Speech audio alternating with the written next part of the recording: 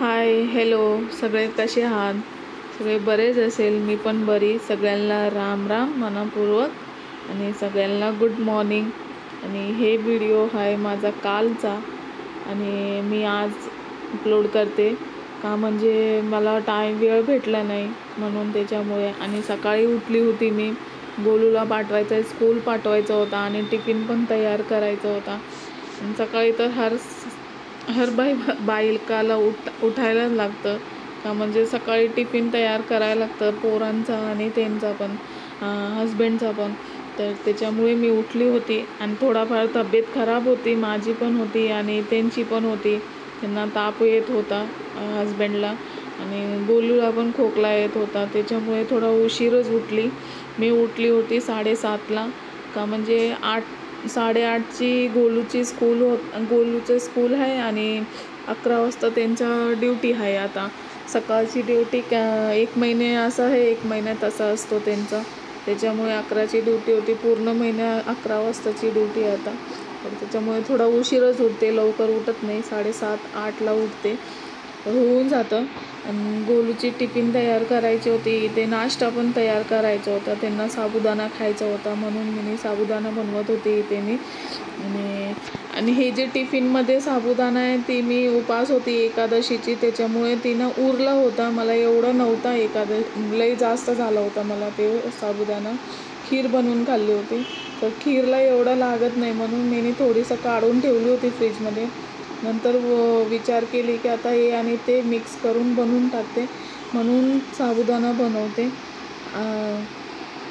त्यांची पण तब्येत खराब होती त्याच्यामुळे मला वाटलं की साबुदाणाच बेटर आहे द्यायला लागणार, म्हणजे थोडा चांगलं. त्यांना लय आवडते साबुदाणा खायचा, त्याच्यामुळे जास्त बनवली मी. आणि जे उरलेला साबुदाणा होता ते पण म्हणजे टाकले त्याच्यात, फ्रीजमध्ये होता ते. हे हिरवी मिरची, शेंगदाणे सगळं टाकले. मी असंच टाकते, मी तेलामध्ये नाही टाकत हिरवी मिरची. तेलामध्ये पहिले शेंगदाणे टाकते, हे साबुदाणा टाकते, त्याला फिरवून घेते पहिले. नंतरला हे हिरवी मिरची घालून त्याच्यात घालते आणि मीठ घालते. उपासाचं हे मीठ खात नाही मी. एकादशीला उपवास होती तर मी साबुदाणा असं बनवून नाही खात, कधी नाही खात का म्हणजे हे फोडणीवाला कधी खायचं नसतो बोलतात उपासामध्ये. तेच घराचं जेवणासारखं होते, त्याच्यामुळे मी असं खात नाही. माझी सासू खाते पण मी नाही. मी खीर बनवून खाल्ली होती रात्रीचा आणि मग सकाळ ते संध्याकाळपर्यंत मी उपासच होती. फक्त खाली एक गिलास दूध पिली होती छोटे ग्लासने आणि एक आंबा खाल्ली होती मी दुपारी एकादशीच्या दिवशी. आणि संध्याकाळी रात्रीचा वेळ आला तेव्हा मी खीर बनवून खाल्ली होती दुधामध्ये आणि साखर घालून खाल्ली होती. असं फोडणीवाला नाही खाल्ली होती मी का म्हणजे नाही खायचं बोलतात असं. काय ते मिरची मीठ सगळं एकच होते, ते आपण डेली जेवणमध्ये पण तेच खातो आणि तसं उपासामध्ये पण तेच. उपास करायचं काय, मला नाही वाटत की उपास करायचा काय फायदा असतो तसं. त्याच्यामुळे मी नाही करत आणि मी जास्त उपास करत नाही. मी फर्स्ट एकादशी पकडली होती त्याच्यामुळे मी नाही खाल्ली. आणि इथे मी गोलूचा टोस्ट भिजवत होती दुधामध्ये, गोलू आणि दीदीचा. म्हणजे दोघं खातात ना, तर 6 टोस्ट घेतले की मला भरपूर होते त्यांना खायला. आणि त्यांना भूक पण लागते सकाळची, रोज त्यांना सवय झाली आहे. आता पहिले सुट्टी होती तर एवढा उशिरा खायचं ते 8-9ला, पण आता लवकरच देते त्यांना. आणि त्यांना भूक पण लागते उठल्या. तर त्यांना हे करत होते. आणि गोलूची टिफिन पण तयार करायचे. टिफिनमध्ये काय नाही, स्नॅक्सच द्यायचं होता. तो खात नाही आणि 12-1 वाजता येतो घरी, खाऊन जातो. तर त्याच्यामुळे ते टीचर बोलते तुम्ही बिस्किट काय पण द्या, असं चपाती वगैरे खात नाही पोरं. त्याच्यामुळे तर येऊन घरी खातो, तो डाळ भात खातो, त्याच्यामुळे मी देत नाही त्याला. आणि इथे ना माझं तुम्ही बोलणार असं कसं हिरवा साबुदाणा बनवले, तर मी खरं सांगू, मी हैदराबादमध्ये राहते आणि इथे ना मिरची घ्यायला गेले ना तर तिखट तर हाय म्हणून देतात, ते बरोबर आहे त्यांचं, देतात ते. पण ते मिरच्या काय ना तिखटच नाही, अजिबात तिखट नाही आहे. आणि इथे आम्हाला ना तिखट लागते काय पण वस्तू, तर त्याच्यामुळे मला जास्त घालायला लागतं. इथे शेंगदाणे कमी पडल्यासारखं नाही, कमी नाही पडलं होतं, बरोबर होता शेंगदाणा. भाजून घातले होते त्याच्यामध्ये, पण ते मिरचीमुळे ते साबुदाणा हिरवा दिसत होता. का म्हणजे ते तिखटच नाही, तर मला जास्त घालायला लागतं. मी जास्त घातले तर तसं दिसतंय ते साबुदाणा. तर ते पण असंच बोलत होते, लय हिरवा हिरवा दिसतो. तर मिरचीच नाही बरोबर आहे, ते मिरचीच बरोबर भेटत नाही. त्याच्यामुळे अजून एक मिरची भेटते त्यांच्याकडे, ती तर काय हाय टेस्टच नाही आहे ते मिरचीचा. त्याच्यामुळे आता इथे जवळपास आहे तर इथून घेतात, तर तसं भेटते मिरची. पहिलीसारखी मिरची भेटत नाही, जे लॉंगी मिरची काहीतरी बोलतात ना, तसली मिरची नाही भेटत. आणि कशी तरी पोकल मिरची भेटते, त्याच्यामुळे मला जास्त घालायला लागतं. आणि तरी पण तिखट झाला नव्हता, खरं सांगू तर अजिबात तिखट झाला नव्हता साबुदाणा. ते मी बोलले जाऊ दे, आता काय ते खायचं तर आहे, घरात कोण बघणार आहे त्याच्यामुळे.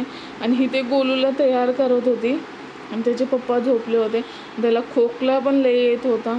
ती टीचर बोलत होती, पण तेलाचा खाऊन हे खाऊन ते ना तसं झालं आहे वाटतं त्याला. चिप्स वगैरे खाऊन जास्त द्यायचं नाही, मी देत नाही कधी त्याला जास्त प्रमाणे ते चिप्स वगैरे. आणि तो खात पण नाही जास्त बाहेरचा वस्तू. जेवला की बस झालं त्याला, हे नंतरला काय पण नाही खात तो. असं तर एवढं तर चांगला आहे गोलू, पण एकदा वेळी मला द्यायला लागतं. आणि टिफिनला स्नॅक्स काय देऊ, मी काय खातच नाही तो. ब्रेड पण नाही खात, परत आणतो. बिस्किट पण परत आणतो. खाली एक चिप्स खातो आणि ते काहीतरी मुगाची डाळ खातो, ती भाजलेली असते ना, ते खातो. त्याच्यामुळे त्याला टिफिनला तेच देते. आणि ती तयार करत होती त्याला मी जायसाठी. त्याचे पप्पा सोडून आले. नाही, मीच सोडायला गेली होती, त्याचे पप्पा आज सोडायला गेले होते. आणि त्याला पावडर वगैरे लावले. त्याची झोपच पूर्ण होत नाही. तो बोलतो, मम्मी मला झोप पूर्ण होत नाही. पण काय करायचं आता, जायला लागणारच. तिथे मी बोलत होती त्याला की ओके बोल, तिथे झालं आहे तुझा म्हणून.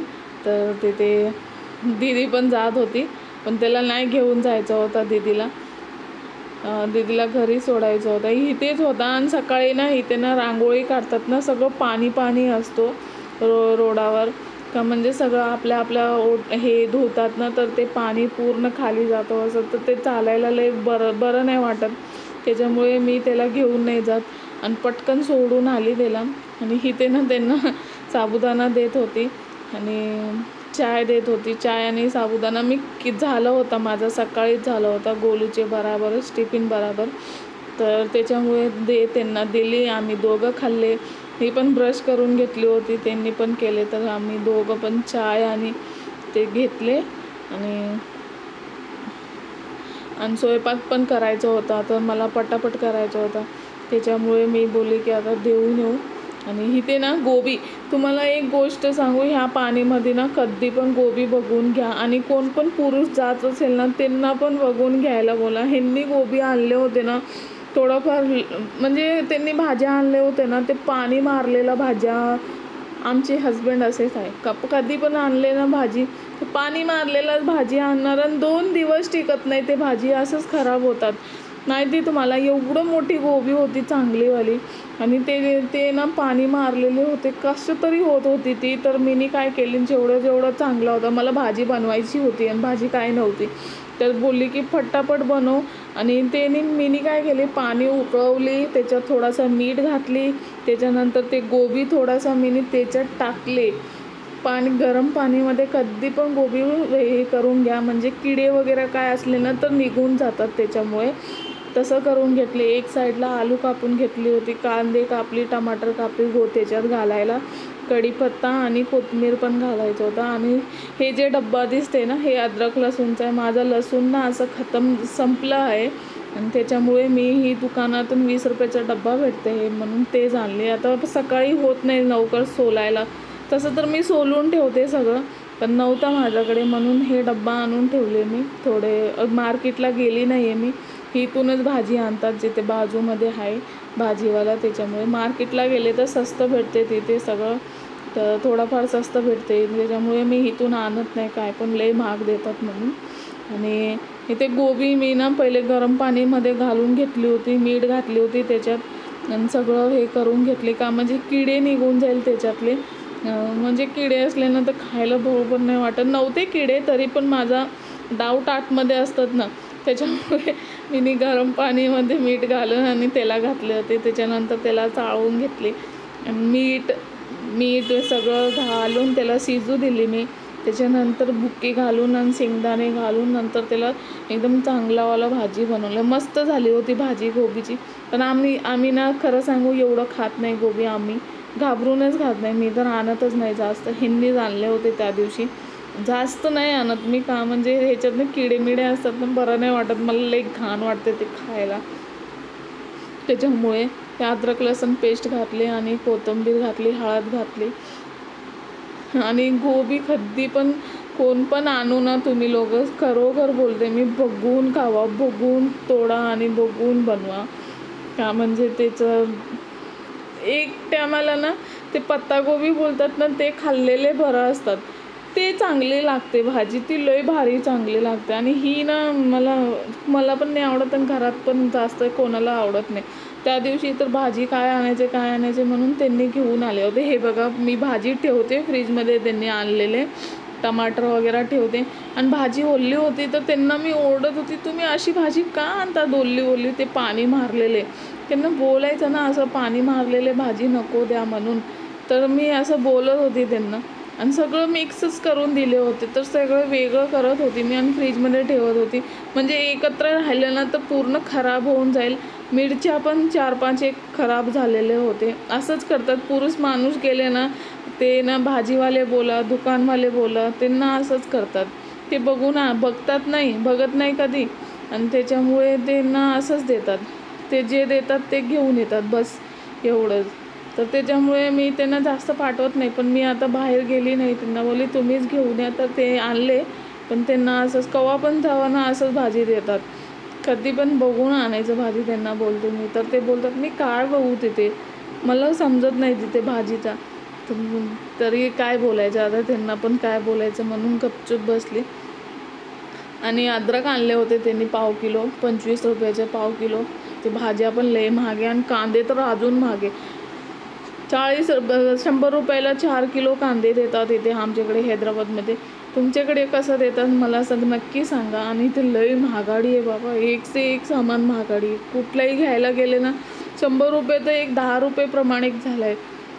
हां खरोखर 100 रुपयाची भाजी 2-3 पण येत नाही बरोबर, तसं झालं आहे.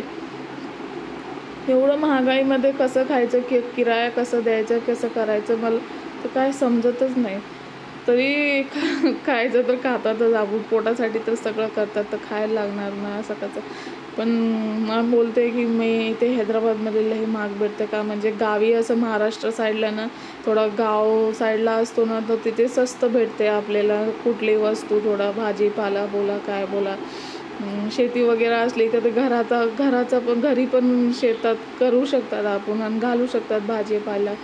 त्याच्यामुळे ते बरं पडते आपल्याला काहीतरी. आणि इथे तर सगळं घेऊनच खायचं, डाळ पकडून, तांदूळ पकडून, मीठ पकडून सगळं घेऊनच खायचं असतो. लई माणसांचं असेल असं, जे शेती करतात त्यांचं नसेल, त्यांचे लई म्हणजे ज्यांची शेती आहे त्यांना लई आधार असतो. खरोखर शेती असलं लई महत्त्वपूर्णचा असतो. आमच्याकडे तर नाही आहे आता, पण ज्यांच्याकडे आहे ते लई मस्त आहे त्यांना. म्हणजे थोडाफार तरी बाहेरचा आणून खायचं नसतो त्यांना. आणि इथे आम्ही ना पीठ पण कसं आणतो माहिती आहे का, आम्ही ना ते दळण केलेलं पीठ आणतो. इथे गहू घेऊन दळून घेत नाही. इथे ना 75 रुपीज kg गहू आहे आणि दळायचं वेगळं 12 रुपये किलो दळायचं. म्हणजे 10 किलो दळले तर किती झाले, आणि ते वेगळं डबल खर्चा पडते. म्हणून आम्ही 1100ची एक गोणी आणतात 30 किलोची. तर ते मिक्स असतो बोलतात, त्याच्यामध्ये थोडासा मैदा आणि गहू. पण आम्ही तेच खातात, काय करायचं, एवढं महागा की कुठून आणायचं. त्याच्यातच संपून जाईल पूर्ण पगार.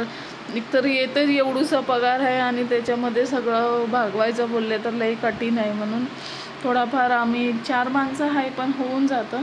तरी लई महागाडी आहे इथे. आणि इथे गहू शोधायला गेलं ना तर लई महाग आहे. व्हरायटी नाही, काय नाही, एकच गहू शिदा 75 रुपीज kg. आणि इथे हैदराबादमध्ये नुसतं भात खातात, भाताशिवाय अजून काय खात नाही. आणि ते पाणीवाळा डाळ खातात, टमाटरची चटणी ते सगळं खातात. इथे कुठला हे करतात. तेलुगूवाले असं आंबट आंबट जेवण खातात, त्यांचं तर मला आवडत नाही. आपल्यासारखं खाणं बोलले तर त्यांचा पण लय खर्च आहे. आणि चपाती तर 100 दिवसांनी एकदा होते त्यांची, आणि आपल्याला 2-3 टाईम चपाती पाहिजे. तरी ह्यामुळे अंतातली सवय झाली आम्हाला हे खायची, त्याच्यामुळे एवढं काय लागत नाही. पण काय असं वाटतं एक वेळेस ना लई महाग भेटते इथे, लई महाग आहे. पण खरोखर हे हैदराबादमध्ये ना लई महाग आहे. जेवढं मुंबईमध्ये नाही, जेवढं गावी आपल्या साईडला नाही, तेवढं इथे लई महाग आहे. एक वस्तू महाग आहे. काय वस्तू घ्यायला गेले ना 100 रुपयेशिवाय खाली येत नाही. आणि काही पण थोडाफार सामान आणायला गेले, 4 सामान पण येत नाही, 2-3 हजार रुपये दुकानात देऊन यायचं असं असतो इथे काय सगळीकडेच असेल. महागाई तर लई वाढली आहे सगळीकडे. करणं बोलले तर लईच असतो खरोखर. आणि तिला मी त्यांना टिफिन देत होते, चपाती झाली होती माझी, आणि सकाळचा वेळ होता, फटाफट करायचा होता. गोलीला सोडून आली, सगळं केली गोलूचं. त्याच्यानंतर ह्यांची टिफिन पॅक करून दिली आणि पटापट करून दिली. त्यांची भाजी चांगली झाली होती, लय भारी झाली होती भाजी. पण आम्ही एवढं गोबी खात नाही. आणि मी खरोखर बोलते, गोबी कोणी पण घ्या, पण बघून घ्या, उकळून घ्या, सगळं करून घ्या. गोबीवर विश्वास ठेवू नका. गोबीमध्ये कधी पण काय पण निघू शकतो. खरोखर सही खरं बोलते मी. आणि पाणी मारलेले भाजी मात्र सुकून घ्या, घरी आणलेले. असं हस्बंडला पाठवतात ना, त्यांना बोला. आणि कसं वाटलं व्हिडिओ, बरं वाटलं असेल तर नक्की शेअर करा, नक्की सबस्क्राईब.